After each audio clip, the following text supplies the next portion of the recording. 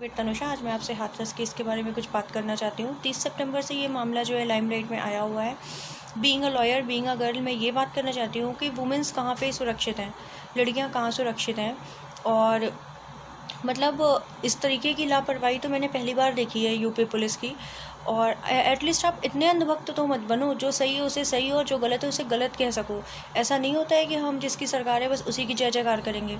इसमें मैंने लोगों के ओपिनियंस देख रही हूँ कि लोग कह रहे हैं कि रातों रात लाश इसलिए जला दी गई क्योंकि दंगे हो जाते। कोई कह रहा है कि लाश ख़राब हो जाती। अरे भाई, 5-5 दिन तक लाशें रखी जाती हैं, कि आपके पास ऐसी मशीन नहीं थी आप लाश को रख सको? और दूसरी बात कि आपने किस लॉ में आपने खुद उसकी लाश को जलाया है, वो भी रातों रात, वो भी पेट्रोल छिड़क कर, तेल छिड़क कर, कुछ भी कर कर। गाँव क्यों सील करा आपने, उसका घर क्यों सील किया? क्या रीज़न था इसके पीछे? ये बात बताओ ना आप। कि मतलब आज तक बहुत सारे लोग इंटरप्रिटेशन दे रहे हैं कि यहाँ पे भी रेप हुआ, यहाँ रेप हुआ, बहुत सारे रेप हुए, ये केस इतना हाईलाइटेड क्यों? क्योंकि पुलिस वालों ने किसी केस में ऐसा नहीं करा।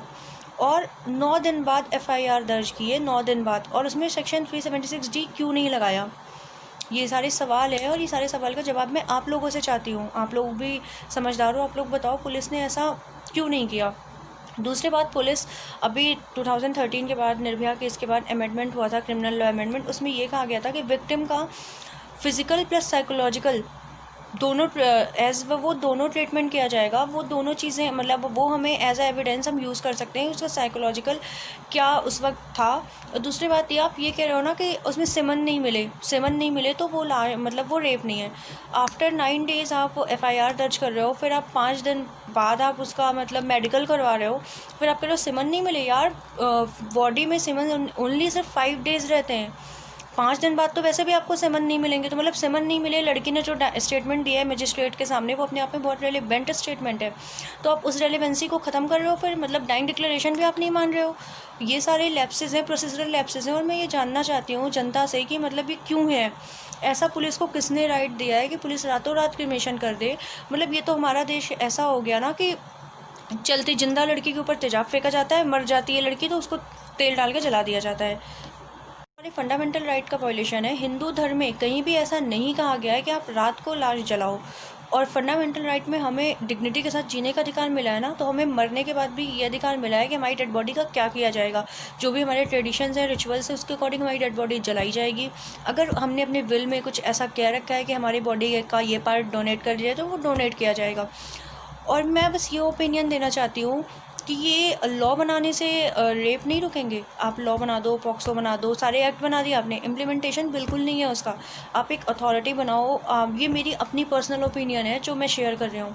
आप एक अथॉरिटी बनाओ, जो भी एक छोटा डिस्ट्रिक्ट है, ठीक है, यूपी में बहुत सारे डिस्ट्रिक्ट ऐसे हैं, तो जो भी छोटा डिस्ट्रिक्ट है उसमें हायर अथॉरिटीज़ जो होती हैं, DM, SDM, SP, DSP, SHO, जो भी इसमें हायर अथॉरिटीज़ होती हैं, जिनके हाथ में सारी चीज़ें होती है, पार होती है, आप उन्हें अथॉरिटी बनाओ और उन्हें बोलो कि अगर इस एरिया में ऐसा कुछ होता है तो टर्मिनेशन किया जाएगा, इन्हें हटाया जाएगा। तब तो ये सारी चीज़ें रुकेंगी। और ऐसे तो फिर पुलिस वाले सुपारी लेने लग जाएंगे, एनकाउंटर के नाम पे किसी से भी सुपारी ले लेंगे, किसी का भी एनकाउंटर कर देंगे। विकास दुबे का मैटर ले आती हूँ मैं एक बार। विकास दुबे एक्यूज़ था, बहुत उसने गलत करा, सब कुछ सही था, उसे आपने उसका एनकाउंटर कर दिया, ठीक है, इट्स ओके। आपने कौन से कानून के अंदर उसका घर तोड़ा? कौन सा लॉ ऐसा कहता है किसी भी एक्यूज़ का आप घर तोड़ दो, है ना? तो ये सारी चीज़ें हैं। इतना अंधभक्त बनने की ज़रूरत नहीं है, चीज़ों को आंखें खोलकर देखने की ज़रूरत है, आंखें खोलकर समझने की ज़रूरत है। मेरे यूपी पुलिस से कुछ सवाल है, मेरे जनता से। मैं ये चाहती हूँ कि ये जानना चाहती हूँ ऐसी क्या ग्रेव अर्जेंसी थी कि आपने रातों रात लाश को जला दिया और गाँव को पूरे सील कर दिया, उनके घर वालों को घर में कैद कर दिया, मीडिया तक को भी नहीं आने दिया, ठीक है? और दूसरी बात कि मतलब आपने क्या कोई एविडेंस आप डिस्ट्रॉय करना चाहते थे? इट्स मीन तो यही है ना कि एविडेंस आप डिस्ट्रॉय करना चाहते थे। और यूपी पुलिस ने किसकी परमिशन से ऐसा किया? बिकॉज पुलिस ने किसी न किसी की तो परमिशन ली होगी ना ऐसा करने से पहले। इतना बड़ा डिसीज़न तो खुद ले नहीं सकती। और दूसरी बात मैं ये कहना चाहती हूँ कि मेरे ये सारे सवाल हैं और मैं ये जनता से जानना चाहती हूँ। आप बात करते हो कि मतलब अगर पुलिस वाले रक्षा के भक्षक बन जाएंगे तो फिर हम कहाँ सुरक्षित हैं, कहाँ सेफ़ हैं? इक्वलिटी की बात है तो उसे तो जीते जी भी अनइक्वली रखा गया था ना, कि वो दलित थी और वो अनइक्वल थी, तो उसे मरने के बाद भी वही ट्रीटमेंट हुआ है उसके साथ। राइट टू इक्वलिटी का बेनिफिट तो उसे मरने के बाद भी नहीं मिला। है ना, अनइक्वल ही रखा गया। इससे अच्छा तो हम ब्रिटिश टाइम पे थे, ब्रिटिश इंडिया के टाइम पे, जब सारे अंग्रेज़ों के लिए सारे एक बराबर थे, चाहे वो कोई भी हो, चाहे वो किसी भी कास्ट से बिलोंग करता हो, तो तब ज़्यादा अच्छा राइट टू इक्वलिटी का ट्रीटमेंट होता था। आई थिंक, मुझे ऐसा लगता है कि अगर ये केस उस टाइम हुआ होता तो ज़रूर इस लड़की को इंसाफ मिल जाता, बिकॉज तब कोई भी अनइक्वल नहीं था, सारे इंडियंस बराबर थे।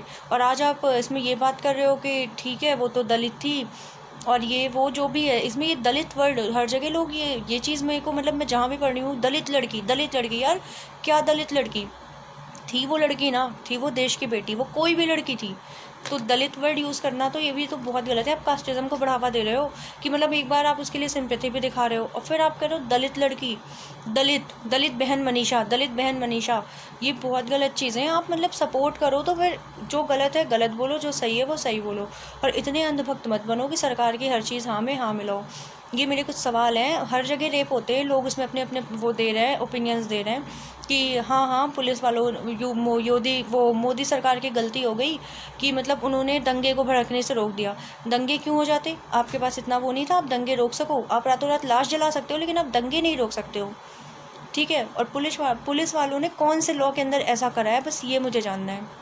मुझे इस सवाल का जवाब चाहिए और मैं चाहती हूँ ये सारे सोचो कि ऐसा हुआ क्यों। मतलब पुलिस वालों ने ऐसा आज तक किसी केस में नहीं करा। तो फिर ये सारे सवाल हैं जो कि दिमाग में क्वेश्चन खड़े करते हैं, ठीक है? इलाहाबाद हाई कोर्ट ने सो मोटो कॉग्निजेंस लिया है, हायर अथॉरिटीज़ को बुलाया है, बट कब तक ये ऐसे केसेस होते रहेंगे? आप लोगों को शिक्षित करो ना, क्रिमिनल माइंड लोगों को आप शिक्षित करो। आप 8 साल 9 साल बाद अगर किसी को सज़ा भी दे देते हो तो उससे कुछ नहीं होता। कानून का इम्प्लीमेंट ग्राउंड लेवल पे करो, एक्ट बनाने से इम्प्लीमेंट नहीं होता है। तो थैंक यू, मेरे बस यही विचार थे, मैं आप लोगों के सामने मैंने व्यक्त किया। बाकी अगर कोई भी गलती हो गई हो तो मुझे माफ़ करना। मैंने ऐसा कुछ खैर गलत नहीं बोला है किसी के लिए भी, बट मैंने ना ही कोई पॉलिटिकल पॉइंट पे बोला है, ना ही मैंने कोई पॉलिटिक्स वाली बात की है, ना ही मैंने पुलिस को कुछ बोला है।